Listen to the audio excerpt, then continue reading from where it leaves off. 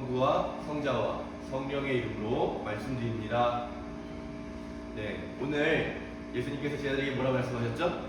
누구든지 나를 따르려는 사람은 자기를 버리고 제 십자가를 지고 나를 따라야 한다, 이렇게 말씀하셨는데요. 오늘 이 예배의 자리에 그런 마음으로 와 계신 줄로 믿습니다. 예수님을 따르기 위해서 십자가를 지시고 오늘 이 예배의 자리에 오신 여러분을 예수님의 이름으로 환영하고 또 축복합니다. 우리 사순절 예수님의 십자가를 지고 우리를 구원하신 그 뒤를 따르는 시간이라고 생각합니다. 오늘 우리가 함께 읽은 1독서와 2독서는 창세기에서 아브라함의 이야기, 아브라함이 하나님에게 약속을 받는 그런 이야기고요. 2독서에서는 바울로가 로마의 교회에게 편지를 보내면서 마찬가지로 하나님께서 우리에게 약속해 주신 것이 무엇인가 라는 것을 주제로 삼는 구절을 함께 읽었습니다. 여러분, 하나님과 어떤 약속을 맺었는지 여러분 다 기억하시나요? 우리가 세례를 받을 때 또 교회를 다니면서 이 성서에는 저와 여러분에게 약속하신 수많은 약속의 내용들이 있는데요, 여러분의 것으로 삼으시게 되기를 바랍니다. 하나님께서 이 세상에 또 이 교회를 위해 향해서 또 저와 여러분을 향해서 약속해 주신 내용들을 압축해 보면, 또 중요한 것만 몇 가지 이렇게 생각해 본다고 하면, 우리가 예수님을 믿는다, 예수님을 나의 구원자로 고백한다, 내가 교회 일원으로 하나님의 자녀로 살아간다라고 했을 때 그 내용이 무엇이겠습니까? 가장 먼저는 하나님께서 이 세상을 사랑하신다. 이 세상뿐만 아니라 이 세상에 살아가는 저와 여러분을 극진히 사랑하신다라고 하는 게 아마 첫 번째 가장 중요한 내용일 것 같습니다. 그런데 우리의 죄와 연약함, 어둠으로 인해서 하나님과 관계가 깨어지는 거죠.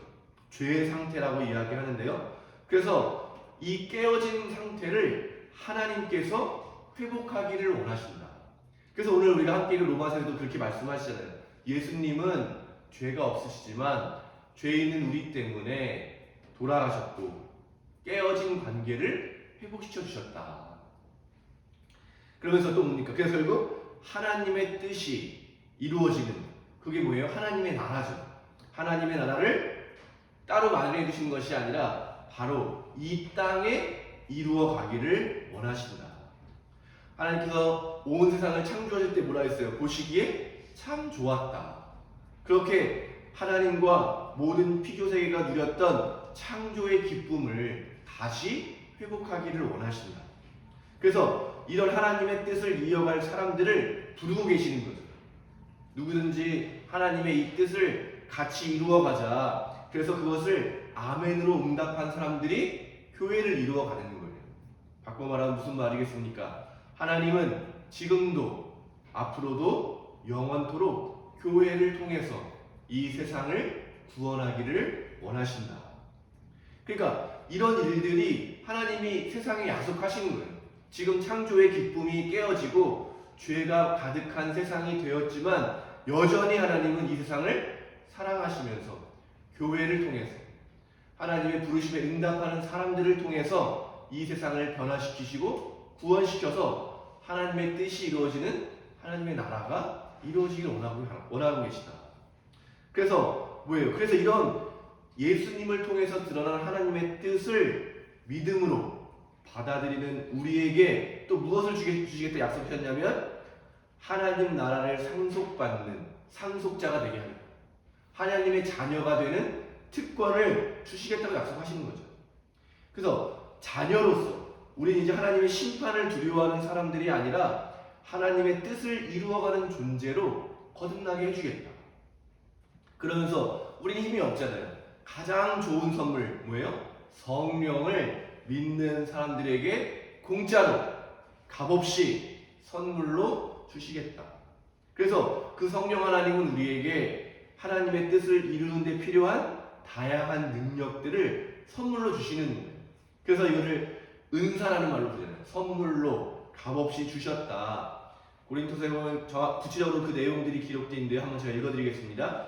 성령께서는 각 사람에게 각각 다른 은총의 선물을 주셨는데 그것은 공동의 이익을 위한 것입니다. 어떤 사람은 성령에게서 지혜의 말씀을 받았고, 어떤 사람은 같은 성령에게서 지식의 말씀을 받았으며, 어떤 사람은 같은 성령에게서 믿음을 받았고, 어떤 사람은 같은 성령에게서 병 고치는 능력을 선물로 받았습니다. 어떤 사람은 기적을 행하는 능력을, 어떤 사람은 하느님의 말씀을 받아서 전하는 직책을, 어떤 사람은 어느 것이 성령의 활동인지를 가려내는 힘을, 어떤 사람은 여러 가지 이상한 언어를 말하는 능력을, 어떤 사람은 그 이상한 언어를 해석하는 힘을 받았습니다. 이 모든 것은 같은 성령께서 하시는 일입니다. 아멘. 그러니까 하나님이 다 해주신다는 거예요. 우리가 구원받는 일, 또 구원에 참여해서 세상을 구원하는 일을 할 때에도 성령 하나님이 다 필요한 능력을 베풀어 주신다는 겁니다. 그러니까 우리가 그것을 믿느냐, 믿고 받아들여서 내 것으로 삼느냐, 믿지 못하느냐, 이 차이가 있는 거겠죠. 그래서 오늘 이 믿음이 얼마나 중요한가를 성경은 계속해서 반복해서 이야기하는 거예요. 아브라함이 믿었다 이거예요. 여러분, 아브라함이 받은 축복이 뭐예요? 바닷가에 저 모래알처럼 수많은 자손을 너에게 주겠다. 하늘의 별을 봐라. 저 수많은 반짝이는 별처럼 그렇게 많은 자손을 너에게 주겠다. 그런데 아브라함에게는 뭐예요? 아브라함이 눈앞에 보고 있는 아들은 약속의 아들 이삭 한 명이잖아요. 한 명의 아들밖에 없는 그가 하나님의 약속을 믿었다는 거죠. 그의 눈앞에는 한 명의 아들뿐이지만 그가 장차 수많은 자손의 조상이 될 거라는 것을 믿었다는 거예요. 바로 이런 거라는 거죠. 그는 땅이 없었어요. 그는 떠돌아다니면서 살았거든요. 그런데 그가 사랑하는 아내를 묻을 조그만 밭을 샀어요.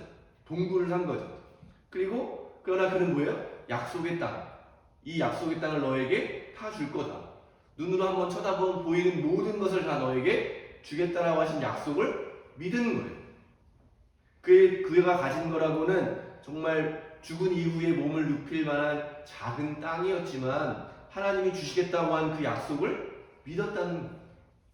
그러니까 마찬가지인 거예요. 우리도 오늘 제가 여러분에게 설명해드린 성경이 저와 여러분에게 약속한 이 하나님의 약속을 믿음으로 그것을 받을 것이냐. 지금 눈앞에는 보이지 않지만, 그래서 우리가 믿음이라고 하는 것은 우리가 지금 보고 느끼는 것 너머로 하나님의 영역으로 우리를 이끌어 준다는 겁니다. 그럼 어때요? 우리는 믿음이 부족하죠. 성령의 은사, 성령의 선물에서도 믿음도 하나님이 주시는 것이라고 분명하게 이야기하고 있습니다. 제자들이 예수님과 함께 수많은 여행을 하는데 예수님이 행하시는 놀라운 기적을 보면 정말 믿어야 되잖아요. 그런데 예수님이 잠시 따로 제자들을 갈릴리 호수로 보내세요. 근데 그날 밤 폭풍우가 몰아치는 거죠. 근데 그들은 믿지 못하죠. 그러나 예수님이 걸어오셔서 폭풍우를 잔잔하게 하시는 경험을 하기도 하는데 예수님이 잠만 주무시고 있는데도 사람들이 그 폭풍우 속에서 제자들이 믿지 못하는 거예요. 그러니까 예수님이 뭐라고 말하시냐면 왜 이렇게 믿음이 약하냐. 내가 그동안 보여준 것을 보면 믿어야 되지 않느냐. 그러나 우리는 늘 베드로의 모습이죠. 물 위를 걸어오시는 예수님을 보고 저도 좀 걷게 해주십시오라고 요청하는 베드로에게 걸어와라 라고 말씀하셔서 물 위를 걷게 되는 놀라운 기적을 경험하면서도 동시에 사나운 물결을 보면서 금방 겁에 질려버리는 믿음 없는 모습. 예수님께서 제자들 몇 명만 데리시고 변화산에 가셔서 모세와 엘리야를 만나는 놀라운 기적을 경험해요. 근데 그동안에 남아있던 제자들이 아픈 아이의 병을 고치지 못하는 거예요. 마침내 예수님이 도착하니까 사람들이 막 복잡한 거예요. 아이는 막 아파 있는데 제자들이 그걸 고치지 못하니까. 그때 제자들에게 예수님이 이렇게 말씀하십니다. 너희의 믿음이 약한 탓이다. 나는 분명히 말한다. 너희에게 겨자씨 하나일 만한 믿음이라도 있다면 이 산더러 여기서 저기로 옮겨져라 해도 그대로 될 것이다. 너희가 못한 일은 하나도 없을 것이다. 겨자씨 같은 정말 작은 믿음만 있어도 우리가 모든 일을 다 할 수 있다는 거예요. 왜냐하면 우리가 믿는 것은 하나님을 믿는 것이고 하나님은 그 믿음을 보시고 우리를 그런 놀라운 하나님의 세계로 인도해 가시기 때문에 그 믿음이 매우 중요한 것입니다. 조금 더 단순하고 순수한 마음을 가지고 성경을 통해서 우리가 알게 되는 그 하나님의 마음, 하나님의 영역, 주님의 도우심으로 내가 믿음의 사람이 될 수 있다는 것을 오늘 믿는 믿음의 사람이 되시기를 바랍니다.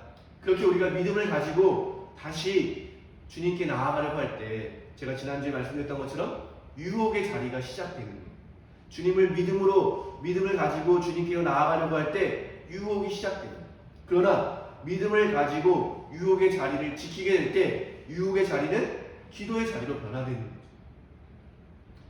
부족함과 불신의 자리가 믿음을 가지고 서 있게 되면 바로 우리를 굳건하게 하는 믿음의 자리로 변화된다는 거죠. 내가 가진 것이 없어서 쩔쩔매던 사람에서 하나님의 모든 것이 다 나의 것이라는 넉넉함을 가지고 남에게 베풀 수 있는 그런 사람으로 변화되게 된다는 것입니다. 오늘 예수님께서 그러면 복음서를 보면 이제 예루살렘을 향한 여정을 시작하시면서 첫 번째로 제자들에게 분명하게 말씀해 주십니다. 그때 비로소 예수께서는 사람의 아들이 반드시 많은 고난을 받고 원로들과 대사제들과 율법학자들에게 버림을 받아 그들의 손에 죽었다가 사흘 만에 다시 살아나시게 될 것을 제자들에게 가르쳐 주셨다. 그런데 베드로를 비롯한 제자들이 말리는 거죠. 막아서는 거예요. 예수님을 막아서는 겁니다. 왜냐하면 그들에게는 예수님에 대한 믿음이 하나님의 것이 아니라 자신들의 욕망에 대한 믿음이 있었던 거예요. 나를 높은 자리에 앉게 해줄 이 로마 제국을 몰아내고 새로운 왕국을 세우실 예수님을 믿고 있었던 거예요. 잘못된 믿음이죠. 그러니까 하나님의 영역으로 나아가지 못하고 자기 중심적 세계에 머물러 있는 거예요. 그러나 예수님은 그들에게 순환과 죽음을 넘어서 부활의 영광에 이르기까지 그들을 데려가기를 원하시는 거예요. 단순히 이 세상에서 그저 잘 먹고 잘 사는 것 이상인 부활의 영광, 모든 것이 새롭게 변화되고 하나님의 뜻이 이루어지는 바로 그 부활의 영광에까지 제자들을 이끌어가기 원하셨는데 제자들은 믿음이 없는 거죠. 그저 자기 자신만 아는 상태에 계속 머물러 있는 거예요. 그러니 그들에게 할 수 있는 예수님의 말씀은 분명한 것입니다. 누구든지 나를 따르려는 사람은 그런 자기 중심적인 자기를 부인하고 내가 세상의 구원을 위해서 하지 않아도 될 십자가를 지고 내 생명을 내어주었던 그 십자가의 길로 나아와. 그러면 그 모습을 보고 하나님께서 너희를 영화롭게 할 것이다. 죽음 가운데서 일으켜주시고 가난한 가운데 있는 것을 부유롭게 하시고 능력 없고 비천한 존재에서 하나님의 능력의 사람으로 변화시켜 주실 것이다. 그러니 이 여정을 우리 모두가 다 겪어야 되는 거죠. 나 중심적인 사고에서 벗어나서 나를 부인하고 십자가를 지고 주님을 따라갈 때 주님께서 도착하셨던, 주님께서 보여주셨던 영광스러운 부활의 자리에 저와 여러분이 있게 될 것입니다. 사랑하는 교회 여러분, 우리가 보내는 사순절은 그렇기 때문에 먼저 나의 한계, 나의 믿음 없음, 나의 능력 없음 거기서부터 시작할 수밖에 없습니다. 그렇고 오늘 아브라함과 바울이 보여준 것처럼 하나님을 믿는 믿음으로 나를 믿는 것이 아니라 내가 바라는 세상의 그 어떤 권력과 힘을 믿는 것이 아니라 하나님을 믿는 마음, 하나님의 약속을 바라는 마음으로 그렇게 믿음의 자리에서 주님을 바라보는 일로 우리가 사순절을 보내야 하는 것입니다. 그렇게 될 때 이 변화의 시간인 사순절의 시간을 믿음을 가지고 하나님을 바라며 믿음으로 서게 될 때 우리의 한계는 하나님의 은혜로 변화되는 것입니다. 하나님의 도우심으로 우리가 결코 다다를 수 없는, 우리가 죽음 이유를 우리가 볼 수 없잖아요. 그러나 믿음으로 서게 될 때는 마침내 부활의 영광에 이르게 되는 것입니다. 한치 앞도 알 수 없는, 하루 앞도 알 수 없는 불안한 존재인 우리가 믿음을 가지고 하나님을 신뢰하게 될 때 그 어떤 알 수 없음도 뚫고 나갈 수 있는 그런 믿음의 사람으로 설 수 있다는 것입니다. 결국 믿음은 우리의 시선이 닿을 수 없는 곳, 우리가 경험할 수 없는 그것을 갖게 한다는 거죠. 아브라함이 아들 한 명과 정말 작은 땅 하나를 가진 사람이었지만 하나님의 약속을 믿었다는 거죠. 수많은 자손의 아비가 될 것이고 네가 보는 모든 것의 땅을 다 차지하게 될 것이라고 하는 것을 믿었다는 거예요. 바울로는 모든 민족을 구원하기를 원하시는 하나님의 그 심장을, 그 믿음을 통해서 갖게 됐다는 거예요. 그래서 율법을 넘어서 복음의 사람이 된 것이죠. 오늘 베드로가 결코 볼 수 없었던 순환과 죽음 너머의 부활의 영광으로 하나님을 믿는 믿음은 우리를 인도해 간다는 것입니다. 아브라함은 믿음의 조상이 되었고 바울로는 복음의 사람이 되어서 땅끝까지 복음을 증거하는 복음의 사람이 되었고 베드로 역시 그렇게 반대하던 그 사람에서 마침내 예수님을 따라서 자기 자신도 십자가에 달려 순교하는 순교의 사람으로 변화되었다고 하는 이 성경의 이야기들, 오늘 우리에게 무엇라고 이야기합니까? 너가 바라고 있는 것은 무엇이냐? 너는 지금 무엇을 믿고 있느냐? 저와 여러분이 믿을 수 있는 것은 오직 하느님 한 분뿐이라고 고백하는 믿음의 사람들로 다시 한번 오늘 이 예배의 시간을 통해서 또 사순절의 거룩한 시간들을 통해서 믿음의 사람으로 변화되는 축복이 저와 여러분에게 있게 되기를 바랍니다. 안토니오라고 하는 성인이 있는데요. 이분이 사막의 교부라고 불렸어요. 이제 그리스도교가 더 이상 박해받지 않고 이제 떳떳하게 다른 사람들 앞에 드러내놓고 믿을 수 있는 시대가 됐거든요. 그 전에는 발각되면 죽임을 당하는 그런 박해를 받는 시대에서 이제 종교를 이제 나는 그리스도인입니다 말할 수 있는 시대가 됐는데, 이때 안토니오라는 분은 세상에 더 하나님을 만나고 싶은 순수한 마음을 가지고 세상을 등지고 아무도 없는 사막으로 나가서 살았어요. 하나님만을 믿고 싶어서 20년 동안 홀로 기도하는 생활을 했던 이 안토니오에게 그 사람이 이제 하나님의 사람이 된 거죠. 수많은 사람들이 그에게 조언을 듣고자, 하나님의 말씀을 듣고자 사람들이 수없이 찾아가기 시작했는데요. 수많은 일화가 있는데 그 중에 하나를 좀 소개해 드리려고 합니다. 어떤 한 사람이 이 안토니오에게 찾아가서 물은 거죠. 하느님을 기쁘게 해드리기 위해서 제가 무엇을 해야 됩니까? 안토니오가 이렇게 대답합니다. 내가 말하는 바를 잘 지키고 행하면 됩니다. 첫 번째, 어디를 가든지 항상 눈앞에 하느님을 두십시오. 두 번째, 무슨 일을 하든지 항상 성경의 증언에 의지하십시오. 세 번째, 어디에 거주하든 쉽게 그곳을 떠나지 마십시오. 이 세 가지를 잘 지키면 당신은 구원을 받게 될 것입니다. 사순절을 지키는 우리들이 이런 단순한 마음으로 안토니오가 권면한 이 세 가지를 잘 지키는 그런 우리가 되었으면 좋겠습니다. 하나님과 항상 동행한다는 생각, 또 내 생각과 내 느낌과 내 감정을 의지하는 것이 아니라 하나님의 말씀, 성경을 의지하는 것. 그리고 우리가 기도의 자리로 삼았던 내 삶의 자리를 묵묵히 인내하며 지켜내게 될 때 하나님께서 우리를 기쁘게 여기시고 우리 한 사람 한 사람을 통해서 하나님의 놀라운 뜻, 이 세상을 구원하시는 구원의 놀라운 역사를 저와 여러분의 삶을 통해서 이루어 가실 줄로 믿습니다. 사랑하는 교회 여러분, 이 사순절 이제 계속해서 우리가 지켜나가게 될 텐데요. 오늘 예수님께서 말씀하신 것처럼 순환과 죽음이 우리의 목적지가 아닙니다.